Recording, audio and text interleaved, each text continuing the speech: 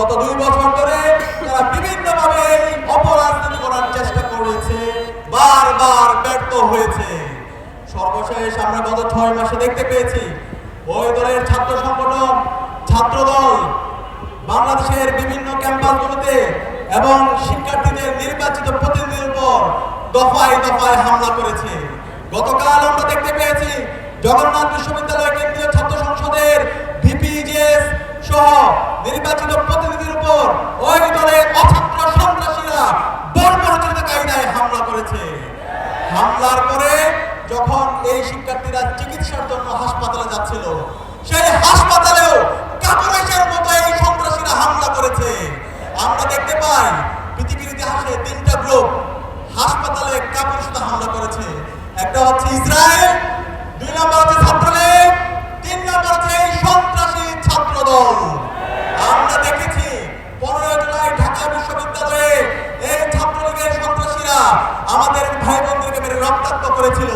পরবর্তীতে যখন আমরা হাসপাতালে আমাদের ভাই বোনদেরকে নিয়ে গিয়েছিলাম, ঢাকা মেডিকেলে ইমার্জেন্সি ইউনিটে ছাত্রলীগের সন্ত্রাসীরা আমাদের ভাই বোনদেরকে হামলা করেছে।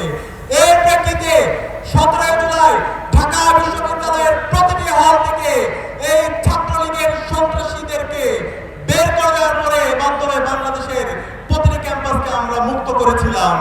আমরা ছাত্র দলের সন্ত্রাসীদেরকে বলতে চাই, তোমরা যদি এই সন্ত্রাসের পথ অব্যাহত রাখো, ক্যাম্পাসগুলোতে যদি আবার গণরম গ্যাসরুমের কালচার ফিরে নিয়ে আসতে চাও, আমার ভাইদের উপর হামলা করো, বোনদের উপর হামলা অব্যাহত রাখো।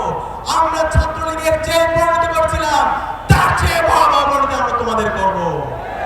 আমরা তারেক জিয়াকে অনুরোধ করব, তারেক জিয়া, আপনি যদি মনে করেন আপনি সেই 90-এর দশকে আছেন অথবা 2001-এর পর থেকে ক্যাম্পাসগুলোতে যে সন্ত্রাসের রাজত্ব করেছেন, সেই সন্ত্রাস করে আবার ক্যাম্পাসগুলোতে দখলদারিত্ব করবেন, সেই রাজনীতি আর চলবে না।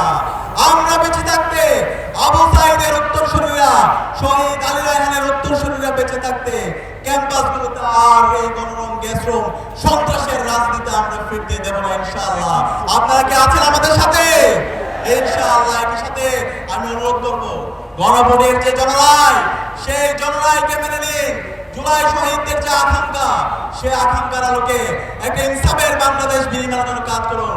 আমরা ইতিমধ্যে দেখতে পেয়েছি এই সরকার 6 মাসে তাদের ব্যর্থতার কারণে আজকে জ্বালানি দ্বিগুণ দাম বৃদ্ধি পেয়েছে।